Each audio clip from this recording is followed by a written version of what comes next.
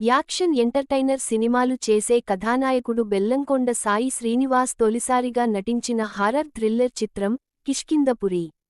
Trailer, ఇతర promotional కంటెంట్తో sound చేసిన ఈ సినిమా మంచి బజ్నే సంపాదించుకుంది. ఈ శుక్రవారం ప్రేక్షకులు ముందుకొచ్చిన ఈ చిత్రం ఎలా ఉంది? హారర్ సినిమాలో బెల్లంకొండ పర్ఫార్మెన్స్ ఎలా ఉంది?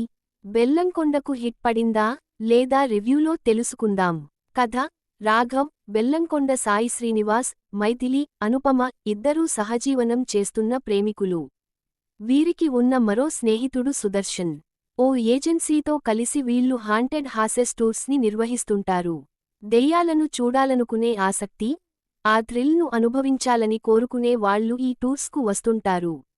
ఏదైనా పాడుబడిన భవనానికి తీసుకెళ్లి దెయ్యాలను ఉన్నాయని నమ్మించడమే వీళ్ల మెయిన్ ఎజెండా.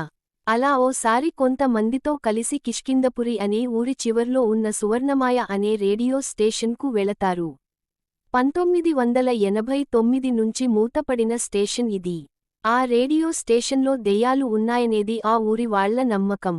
ఇక ఆ సువర్ణమయాలోకి అడుగుపెట్టిన వాళ్లకు అక్కడ భయానక పరిస్థితులు ఎదురవుతాయి. అక్కడ రేడియోలో మిమ్ములను ఎవరినీ వదిలిపెట్టను అనే వాయిస్ వినిపిస్తుంది. అనుకున్నట్లుగానే సువర్ణమాయకు వెళ్లిన వాళ్లలో ముగ్గురు చనిపోతారు. ఇక ఈ విషయానికి తెలుసుకున్న రాఘవ్ ఏం చేశాడు? మిగతా వారిని ఆ దెయ్యం నుంచి ఎలా కాపాడాడు? అసలు వేదవతి ఎవరు? విశ్రవపుత్ర ఎవరు? ఆయనకు దెయ్యానికి ఉన్న సంబంధం ఏమిటి? సువర్ణమాయలోకి అడుగుపెట్టిన వాళ్లను ఆ దెయ్యం ఎందుకు చంపుతుంది అనేది మిగతా కథ. విశ్లేషణ: ఇప్పటి వరకు వచ్చిన హారర్ చిత్రాలతో పోలిస్తే ఇది కాస్త డిఫరెంట్ హారర్ మూవీనే. కానీ ఈ సినిమాకు కథకు తగ్గ ఎగ్జిక్యూషన్ లేకపోవడమే ప్రధాన మైనస్.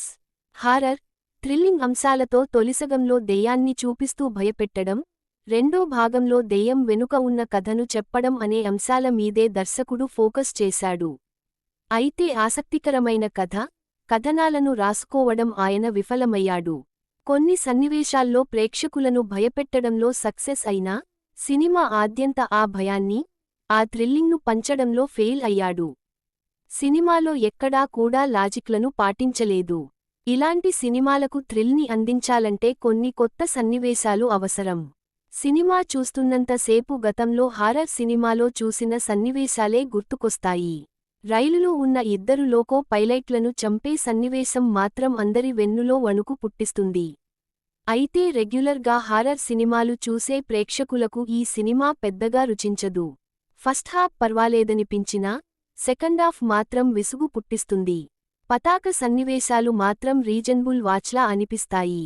హారర్ సినిమాలు ఇష్టపడే వారిని మాత్రం కిష్కింధపురి ఓ మోస్తరుగా ఆకట్టుకుంటుంది. నటీనటుల పనితీరు, రాఘవ్గా బెల్లంకొండ నటనలో మెప్పిస్తాడు. ప్రేక్షకులకు ఓ కొత్త సినిమా అందించాలనే తపన ఆయనలో కనిపించింది. కొత్త జానర్లో నటిస్తూనే తన బలాలైన యాక్షన్, డ్యాన్సులను మిస్ కాలేదు. మైథిలిగా అనుపమ కూడా నటనకు స్కోప్ ఉన్న పాత్రలో ఆకట్టుకుంది. కొరియోగ్రాఫర్ షాండీ మాస్టర్ పోషించిన విశ్రవపుత్ర పాత్ర భయంకరంగా ఉంది. హైపర్ ఆది, సుదర్శన్లు నవ్వించడానికి కనీస ప్రయత్నం చూడా చేయలేదు.